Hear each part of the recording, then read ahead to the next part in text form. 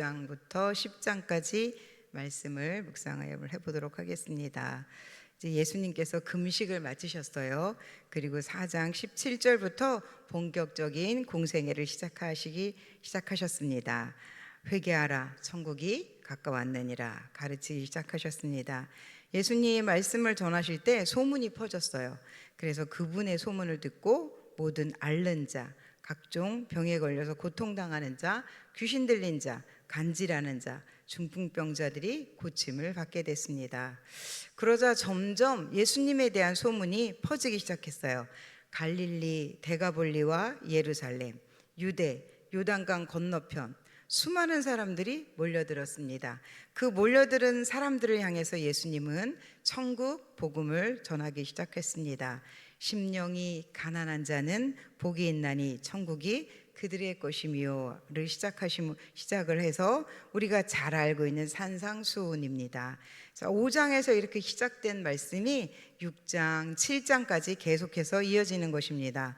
오늘은 이제 5장을 이어받아서 6장부터 계속해서 말씀을 묵상해 보려고 합니다. 장별로 따로 요약은 하지 않았습니다. 6장 1절 말씀을 먼저 한번 읽어보도록 하겠습니다.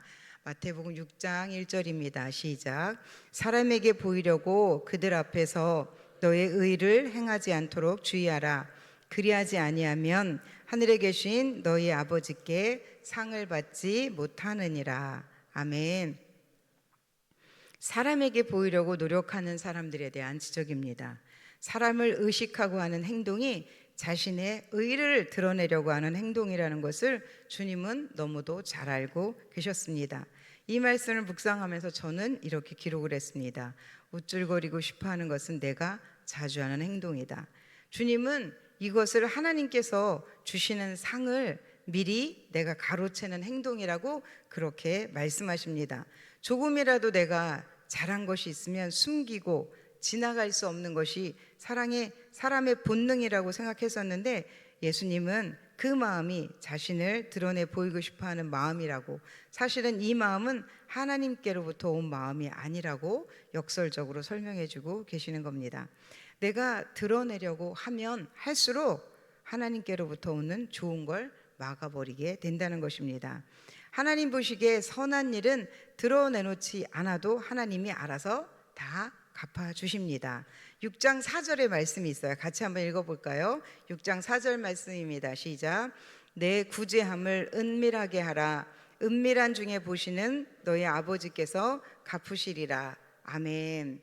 하나님께서 갚아주신다고 말씀하시고 계십니다. 6장 5절부터 15절 말씀은 우리가 다 잘 알고 있는 기도에 대한 설명입니다. 먼저 5절 말씀에 예수님은 기도할 때 외식하는 기도를 지적하셨어요. 기도에도 상이 있다는 것을 보여주는 구절이라고 저는 생각합니다. 외식하는 기도는 이미 상을 받았다고 했어요. 그럼 외식하지 않는 기도는 상급이 있겠죠. 그러면 외식하는 기도는 어떤 기도인지를 우리가 알아야 그것을 피할 수가 있겠죠. 자, 바로 유대인들의 기도를 예수님은 외식하는 기도라고 말씀하셨습니다. 유대인들은 하루에 3번씩 시간을 정해놓고 기도했습니다. 그런데 이 기도 시간에 공공장소에서도 기도를 했었어요. 기도 시간이 되면 사람들이 많이 모이는 회당이나 거리에서 일부러 멈춰서서 기도를 했습니다. 큰 소리로 사람들이 듣게. 그들이 하는 그런 기도는 예수님께서 외식하는 기도다라고, 그들의 기도는 본받지 말라고 그렇게 말씀하시는 겁니다. 외식하는 기도뿐만이 아니라 중언부언하는 기도도 또한 하나님이 듣지 않는다고 말씀하셨습니다. 그러면 우리가 하나님 앞에 기도를 수없이 드리는데 어떤 기도를 할 때 하나님께서 우리의 기도를 기뻐하실까요? 그 기도에 대해서 가르쳐 주신 기도가 바로 주기도문입니다. 그러므로 그들을 본받지 말라. 구하기 전에 너에게 있어야 할 것을 하나님이 다 아시느니라 하면서 예수님은 기도에 대해서 우리에게 주기도문을 통해서 알려주시는 것입니다. 중언부언하지도 말고 외식하는 기도도 하지 말고 하면서 주기도문을 알려주셨는데요. 저도 이제 담임 목사님께서 주기도문을 가지고 기도하라고 많이 저희에게 알려주셨잖아요. 말씀 묵상은 많이 했지만 주기도문을 가지고 기도의 묵상은 하지 못했었습니다. 소중한 것을 참 알게 돼서 감사했고요. 저도 주기도문을 가지고 기도를 할 때 이렇게 기도를 합니다. 먼저 이제 한 두 개만 예를 보여드린다면, 하늘에 계신 우리 아버지 이렇게 해놓고, 하늘에 계신 우리 아버지 이곳에도 계셔서 우리와 함께하여 주시옵소서. 아버지 이곳에서도 함께하여 주시옵소서. 계시옵소서. 우리 아이들 마음에도 계시옵소서. 우리 교회에도 계시옵소서. 영화부에도 계시옵소서. 이렇게 하면서 계속 확장해 나가는 것입니다. 저기 세계 끝까지. 그리고 하나님의 나라를 위해서 기도할 때도 마찬가지입니다. 하나님의 나라가 이루어지게 하소서. 나의 가정 속에도, 분쟁하는 정치권에도, 또한 우리나라 국민을 존중하지 않는 그곳에도, 그러면서 계속 확장하면서 하나님의 나라를 기도해 가는 것입니다. 주님이 가르쳐 주신 기도를 이렇게 실천해 보시면 좋을 것 같습니다. 왜냐하면 이 기도가 가장 모범적인 기도요, 또한 그렇게 기도할 때 중언부언의 기도가 되지 않고 외식하는 기도가 되지 않기 때문입니다. 오늘 주님께서 말씀해 주시는 기도 가운데 특별히 저는 12절 말씀이 마음에 와 닿는데요, 12절 말씀을 같이 한번 읽어보겠습니다. 시작. 사하여 준 것 같이 우리 죄를 사하여 주시옵고. 네, 주석은 이 구절을 이렇게 해석을 하고 있습니다. 일용할 양식을 구하는 네 번째 간구로 연결해 보면, 매일의 삶 속에서 우리는 죄사함이 반드시 필요하다는 것입니다. 육체의 양식을 구하듯이 용서와 회개도 매일매일 구해야 된다는 것을 말씀을 통해서 우리에게 알려주시는 것입니다. 그렇습니다. 우리의 삶 가운데 영혼의 양식이 되는 것 중 중요한 것이 바로 회개와 용서임을 다시 한번 인식하도록, 또한 깨닫도록 해주시는 말씀이십니다. 14절부터 15절 말씀을 같이 한번 또 읽어볼게요. 6장 시작. 너희가 사람의 잘못을 용서하면 너희 하늘 아버지께서도 너희 잘못을 용서하시려니와, 너희가 사람의 잘못을 용서하지 아니하면 너희 아버지께서도 너희 잘못을 용서하지 아니하시리라. 아멘. 지난주에 제가 설교했던 말씀인데요, 자녀가 부모에게 버릇없게 하고 부모를 속상하게 하는 것은 하나님께서 가정 속에 허락하신 경계를 허무는 것이라고 제가 말씀드렸습니다. 그래서 부모에게 순종하는 것이 자녀의 도리라고 하면서 그렇게 말씀을 드렸습니다. 저는 그것이 마땅하다고 여겼습니다. 그렇지, 하나님은 모르시지. 그래서 나는 당당하게 사과를 받아야 돼 라고 생각하면서 기다렸습니다. 그러나 오늘의 이 본문 말씀은 내가 먼저 용서를 해야 한다고 말씀을 하시네요. 왜 먼저 용서하라고 하셨을까요? 그래야 하나님께서 나의 잘못도 용서해 주시겠다는 겁니다. 내가 우리 딸들에게 너희는 부모인 나에게 와도 용서를 비는 게 맞아 라고 하면서 기다리는 것은 율법을 들이대면서 판단하는 서기관과 바리새인과 같은 행동과 다르지 않습니다. 나에게 잘못한 내 자녀의 그 버릇없음을, 순종하지 못하는 것을, 그 잘못을 긍휼히 여겨주고 기도해주고 용서를 선포할 때 하나님이 나를 용서해 주시겠다고 하시는 겁니다. 순종하는 마음으로 저도 용서를 했습니다. 그럼 저도 용서를 했으니 이제 하나님이 저희 잘못도 용서해 주신다고 하셨으니 다 해결됐나요? 라고 이제 토요일 저녁에 딸들이 오기를 기다렸습니다. 그렇게 짐을 싸서 올라간 후 우리는 일주일 동안 개인적으로 어떤 것도 주고받지 않았습니다. 가끔 주고받던 일상의 인사도 없었습니다. 그렇게 토요일이 되었습니다. 항상 올 시간이 됐는데 아이들이 오지 않았습니다. 좀 불안한 마음이 들었어요. 저는 올려드리는 기도를 수시로 이제 하는 습관이 있는데, 그날도 아버지 제가 아이들을 용서했잖아요. 저도 용서해 주신다고 했으니까 그들 마음에 상처가 없게 하시고 다시 관계를 회복시켜 주세요. 그리고 계속 이제 올려드리는 기도를 하면서 왔다 갔다 했습니다. 그런데도 올 시간이 됐는데도 오지 않았습니다. 그래서 이제 안 오려나 보다 하는 생각을 하면서 조금 낙심이 들어오려고 할 때 어떤 노래가 떠올랐습니다. 찬송이 아닙니다. 가요입니다. 그대여 아무 걱정하지 말아요. 아시나요? 그 뒤엔 전 잘 몰라요. 그런데 거기까지가 딱 떠올라서 제가 웃었습니다. 하나님이 걱정하지 말라고 하셨으니까 네. 그리고 나머지 가사는 잘 모르지만 아무튼 그 평상시에 이들이 오는 시간까지도 오지 않았지만 그냥 하나님이 걱정하지 말라고 하시는 마음이다 생각하고 기다렸습니다. 시간이 훨씬 지나서 10시가 넘었는데 둘이 문을 열고 들어왔습니다. 그러면서 큰딸이 엄마 미안해 하더라고요. 이렇게 해서 저희의 갈등은 다 봉합이 됐습니다. 네, 7장 15절 말씀 같이 계속해서 읽어보도록 하겠습니다. 시작. 거짓 선지자들을 삼가라. 양의 옷을 입고 너희에게 나아오나 속에는 노략질하는 일이라. 아멘. 네, 7장 말씀에서는 이제 거짓 선지자들에 대한 얘기가 나와 있어요. 거짓 선지자는 그 당시에도 물론 있었지만 지금도 있습니다. 그러나 우리가 알아볼 수가 없어요. 그런데 예수님께서는 거짓 선지자를 뭐로 알 수 있다고 말씀하시냐면 열매로 알 수 있다고 말씀하십니다. 뭐로 알 수 있다고요? 네, 좋은 열매, 좋은 나무는 좋은 열매를 맺어요. 그런데 나쁜 나무는 좋은 열매를 맺을 수 없다는 것입니다. 못된 나무는 아름다운 열매를 맺을 수 없고, 네, 그래서 이 열매를 통해서 우리가 거짓 선지자들 또한 이단을 그렇게 판가름할 수 있다고 주님은 우리에게 가르쳐 주시고 계시는 것입니다. 7장 27절 말씀으로 이제 예수님께서 산에서 산상수훈의 말씀이 다 끝이 납니다. 그리고 8장으로 이어지는데요. 자, 8장부터는 이제 예수님의 이 말씀을 들었던 그 놀라운 말씀을 들었던 많은 사람들이 말씀을 듣고 일어나는 기적들이 계속해서 기록이 되어 있습니다. 8장 1절 말씀을 같이 한번 읽어보도록 하겠습니다. 8장 1절입니다. 시작. 예수께서 산에서 내려오시니 수많은 무리가 따르니라. 아멘. 한번 거룩한 상상을 해보세요.